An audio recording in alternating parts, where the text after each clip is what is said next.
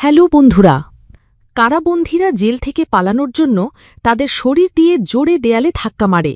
তারা ভেবেছিল যে তারা শুধু বৃথা চেষ্টা করছে, কিন্তু ৩ দিন ও ২ রাতের চেষ্টায় দেয়ালে একটি ফাটল তৈরি হয়ে যায়। কিন্তু জেল পুলিশ তা জেনে ফেলে এবং তারা তাদের এই কাজ নিয়ে উপহাস করতে থাকে।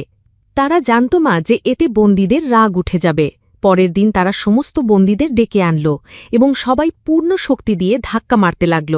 দেয়ালের পুরুত্ব এত বেশি ছিল, সবাই মিলে আঘাত করার পরও দেয়ালের কিছুই হল না, বরং প্রায় অনেকেই আহত হয়ে গিয়েছে। প্রথমে তারা ভেবেছিল সবকিছু স্বাভাবিক, কিন্তু দিনের পর দিন ব্যর্থতার কারণে সবাই হঠাৎ করে আশা হারিয়ে ফেলল, কারণ তারা জানত যে এটা সফল হওয়া সম্ভব না। কিন্তু পালানোর জন্য ছোট ছেলেটি এবং শক্তিশালী ভাই এখনও লেগেছিল। যখন তারা লড়াই চালিয়ে যাওয়ার প্রস্তুতি নিচ্ছিল, হঠাৎ তাদের পেছন থেকে একটি বিশাল শব্দ এলো। একটি কালো ধোঁয়াযুক্ত হেলিকপ্টার তাদের দিকে আসছে।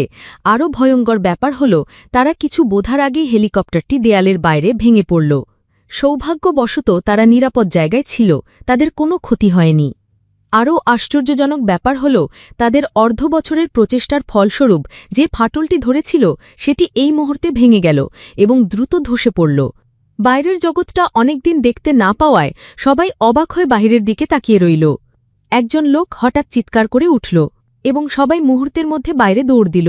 অবশেষে কোনো পরিশ্রম ছাড়াই তারা বাইরে বেরিয়ে এলো। প্রিয় বন্ধুরা, মজার এই মুভিটি কে কে দেখেছেন কমেন্ট করে জানাতে ভুলবেন না। আর এরকম ভিডিও নিয়মিত পেতে আমাদের চ্যানেলটি সাবস্ক্রাইব করে বেল আইকনটি বাজিয়ে রাখুন, যাতে সবার আগে আমাদের ভিডিওটি আপনার কাছে পৌঁছে যায়। ধন্যবাদ।